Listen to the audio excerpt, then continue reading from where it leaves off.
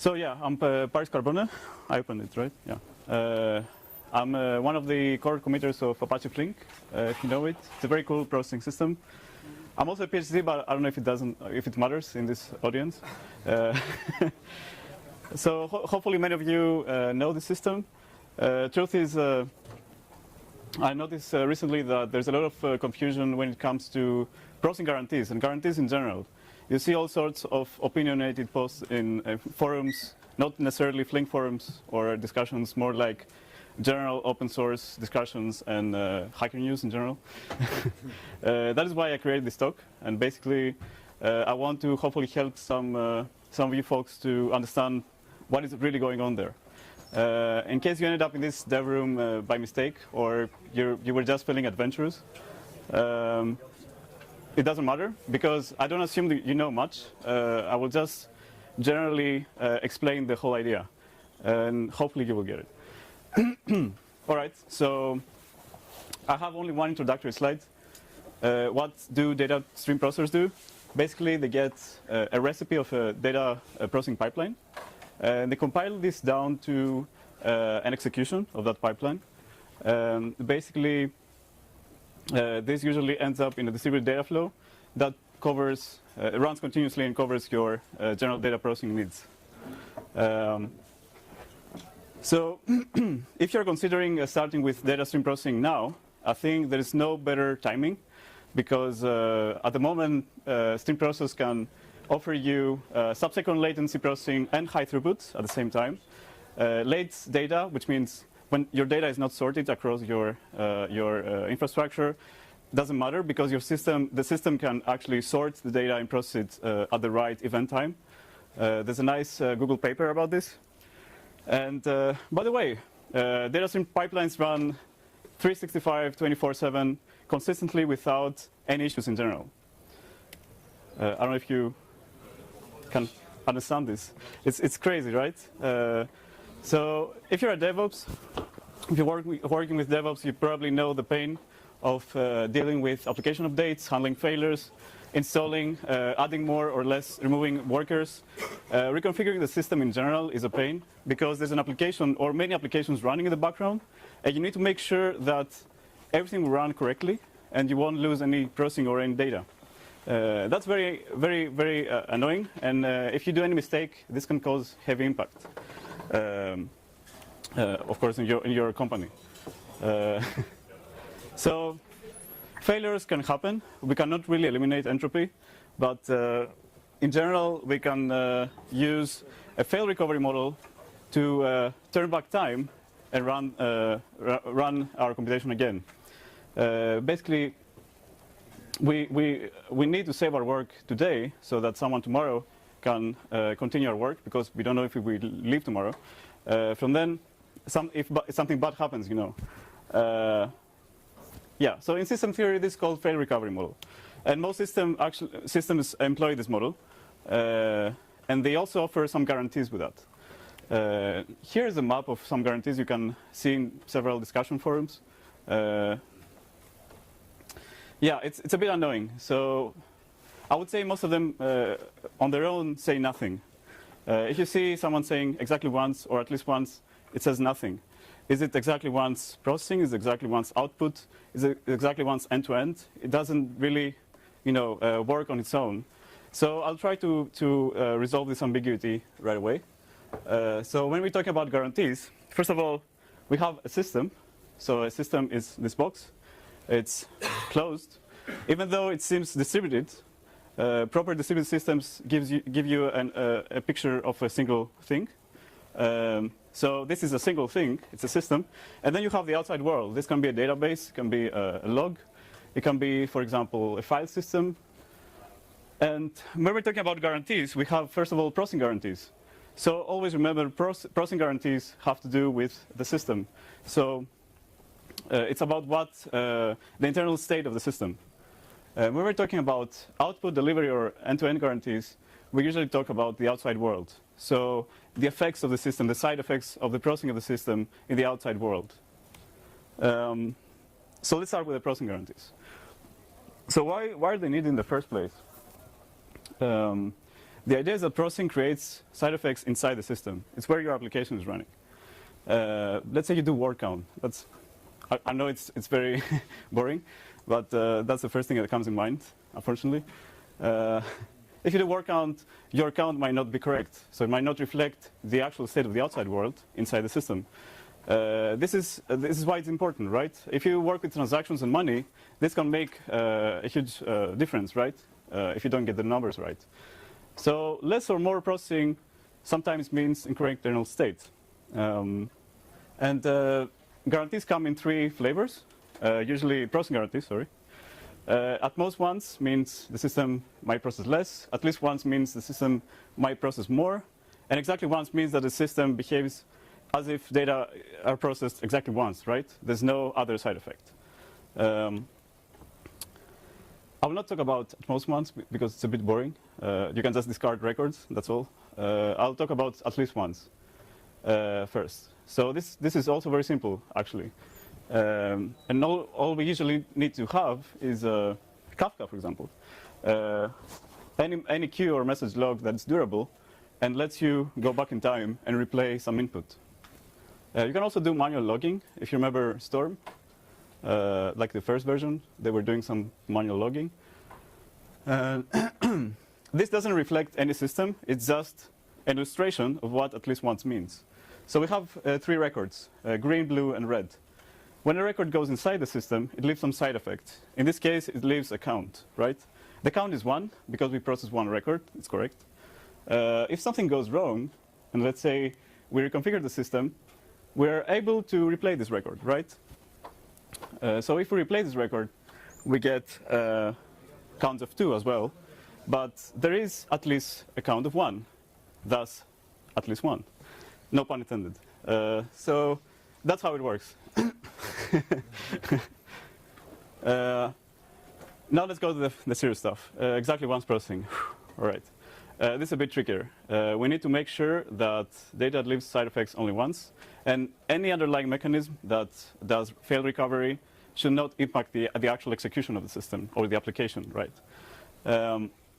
If we go a bit aggressively and say, okay, I can solve it, it's very simple. I will just run a transaction for every record the system processes, right? I can just write in a key value store all the mutations of the state and all associated with the records that cause these mutations, and then I'm able to do anything I want. I can just go back in time, fetch up any state in the history of the system, and so forth. This is what Millwheel actually did, and it worked pretty well for Google because they had a very good key value store. But apparently, what? Can I go back? Yeah. But apparently, this doesn't work everywhere. Usually, people don't have fine-tuned key value stores and perfect stores that can, deal with high congestion and write and append congestion. So this is not always the best case. It's very aggressive, I would say. Perhaps we can do better. So the problem should be simpler than that to solve, actually. So first, as I said earlier, input can be usually rolled back, right? In fact, distributed logs make sure you can always achieve this. And the process looks similar to cassettes, right? If you remember cassettes, if you're in my generation, you probably remember how they work. So a cassette is a durable log, actually. It stores an input stream, let's say sound or video, and lets you play it and at some point roll back to a specific song, for example, or offset. Durable logs actually today, like Kafka, do this for multiple cassettes. So they can actually play a lot of distributed streams and then roll back to a specific set of offsets. This is very cool. That means that we can reverse multiple stream partitions back in parallel in a very consistent way. How can we use that? So since we can arbitrarily reverse streams, then maybe we can do the following. Let's say we split the stream into parts, coarse-grained parts. That's what I called coarse-grained fault tolerance. And this is what most modern data stream processing systems do, actually, in different flavors. So you see that we split the stream into parts, right? The only thing we need to do now is to process these parts, and whenever something goes wrong, we revert back to where the previous part ended. For that, we need to be able to reverse the input. That we can do. We have the logs. But we also need to be able to capture the global state of the system after processing all these records and all these records, right? So we can reverse everything back. And we can do this in different ways. This might seem familiar. So Spark people, you might feel a bit deja vu. This is the microbatch. It does the same thing in a discrete way. So there is a planner that prepares part 1. It sends the records, and then the records are being flushed to the system. They're being processed. They create some side effects.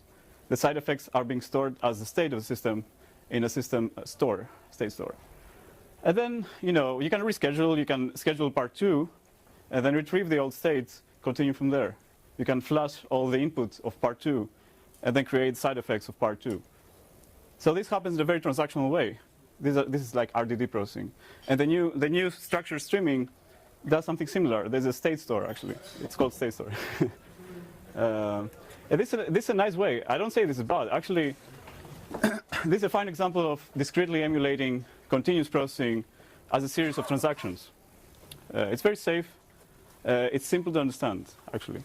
But there are some side effects. When you create a system like this, you need to make sure that the user writes code that works in subsequent batches. And that affects the API.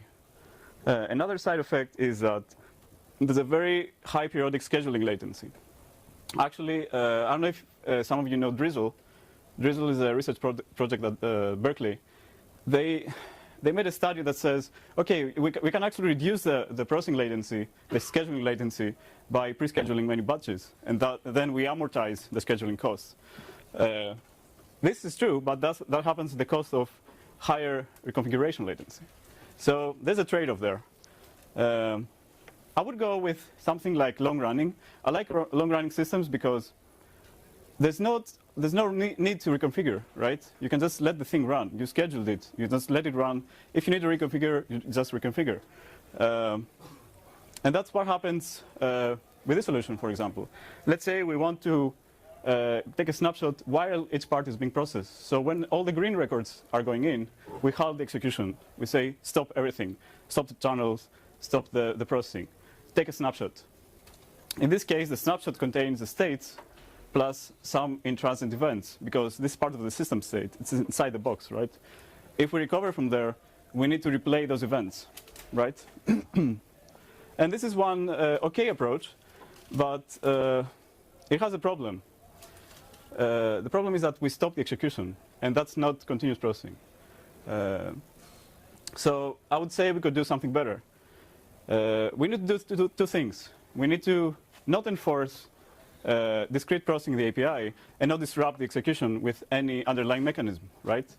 And also, I don't like these in-transit events, but we can deal with them later. Some of you might know Leslie Lambert. He's the father of distributed systems, or arguably, I don't know. So the thing is that Leslie Lambert wrote about distributed snapshots in his classic paper, and he said that the global state detection algorithm should be superimposed on the underlying computation and not alter the execution of it, right? This really inspired us to come up with this technique on Flink, which basically snaps the state just in time while the execution is running. And this is what I call long-running pipelined state management. So the idea is very simple. We insert some markers. The markers signify, it's a promise, actually, that whatever comes after the markers belongs to the next part. So basically, we need to take a snapshot whenever we reach this part, right? And this goes along with the pipeline, the normal data pipeline. So if we flash the records along with the markers, what happens is that the markers stop in some operators inside the system. Then the operators can actually take their partial snapshot. This is not a complete snapshot. It's like a part of the global snapshot. And then what happens is that operators with multiple inputs have to make sure that they process all records of part 1, right?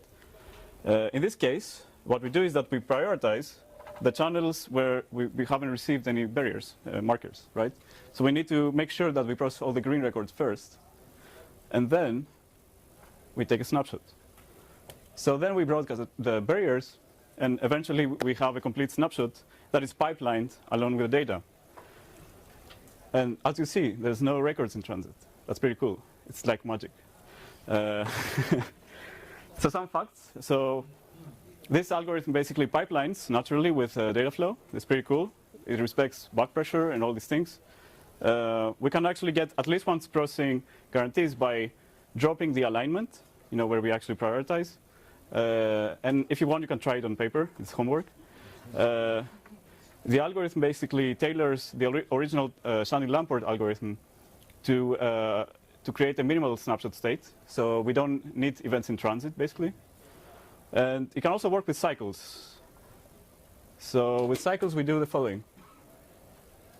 This is still in a pull request state for a year. Sorry about that. But it's correct. So the idea is that we flush. So there are a lot of records inside the loop, right? They're just going around infinitely. That means that if we run the same algorithm, it will never end. It will never terminate. So what we actually do is that we create an upstream log here to actually store everything that's inside the loop.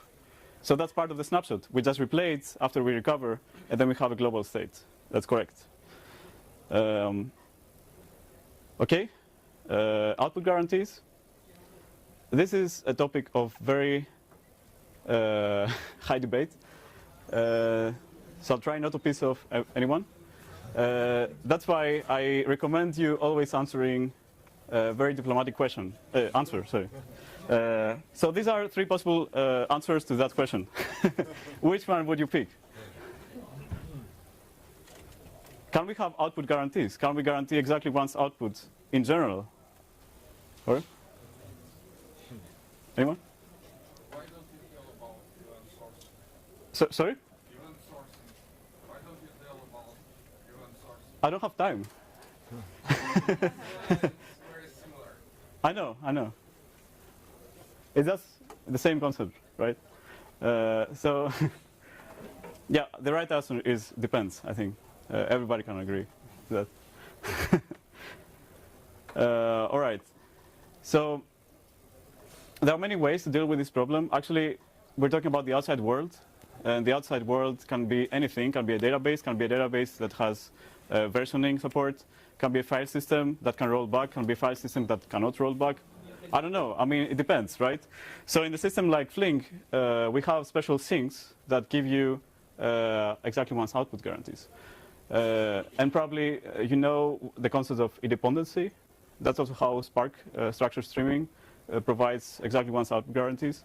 It's very trivial. That means it's a processing property that guarantees you that no matter how many times you run something, you will get the same output, basically. So that means that you will write the same thing in the database. And we have a Flink sink that does this, and also another sink that uses the HDFS rolling files and truncate to actually transactionally. So basically, it writes ahead files, buckets. This respects the snapshotting parts. Whenever a snapshot is complete, it marks this part as committed. That means it can be read. Otherwise, it rolls back. It's very simple, actually. So, okay, no design flaws, right? We have everything. I guess remember there's a job manager there. That means it can fail, probably. Well, not really, because we support high availability. And that means that you can have multiple instances of the job manager running in passive standby mode and retrieve the active state of the, let's say, failed job manager whenever this happens. And of course, Zookeeper provides leader election, atomic rights, and so on. So all the metadata associated with the active jobs that are running in your pipeline are there. So that's more or less it, actually. If you start using Flink today, we have a 1.2 release coming up. And there are some cool features, like key space partitioning, job rescaling from snapshots. Async state snapshots in RocksDB, that means that the operator doesn't need to wait until the snapshot is complete. It can just say, create a snapshot and then wait until the RocksDB says snapshot complete. Monad state structures, these are pretty cool. There's append-only state that actually serializes data and writes it ahead in RocksDB. That speeds up a lot checkpointing. Also, if you have mutable state, you would use value state or reducing state, and there's also map state coming up. And yeah, then we have externalized checkpoints. There are two ways to do checkpoints. You can do ad hoc checkpoints on Flink. You can say, create a global state of the system now. I want to use it sometime later. There's another way, saying, do it periodically, but also let me cherry pick which checkpoint to revert from. And that's externalized checkpoints. They're both very useful features, actually. And they can run concurrently at the same time. It's very, very cool. Coming up next, we have autoscaling, incremental snapshots, and durable iterative processing. This is work that we're doing. It's in research right now, but it will be very cool. If you want to do structured iterations on streams, you will be able to do it. Marius is one of my colleagues working on that. Yeah, and some acknowledgements. These are some core people that worked a lot, spent a lot of time fixing everything and creating all these backends, the cool APIs, and also all sorts of things. And yeah, if you have any questions, now's the time.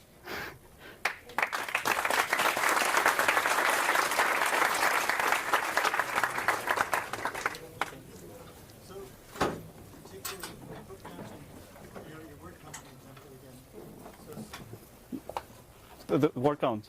So to take your word counting example again, right? I'm counting words in categories as they pass by, and for some reason when I act that I got this word, at one point, however many times the handshake goes, the last phase of the handshake fails, so that one side thinks it happened and the other side doesn't know. Is that for output or for output?